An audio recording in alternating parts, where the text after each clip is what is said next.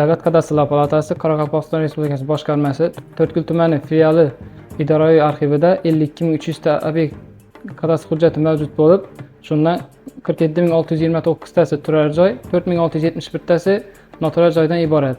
Oldingi arxivda temir stelajda hujjatlar ko'p joy egallar edi. Davlat kadastr palatasi raisining namunaviy arxiv dasturi loyihasiga asosan To'rtko'l tuman filialiga zamonaviy mobil stelaj o'rnatildi. Hozirgi zamonaviy mobil stelajda ko'proq hujjat saqlashga imkoniyat yaratildi. Arxivda 25 ta stelaj o'rnatilib, shundan 13 tasi relsli stelaj, 12 tasi turadigan stelajdan iborat.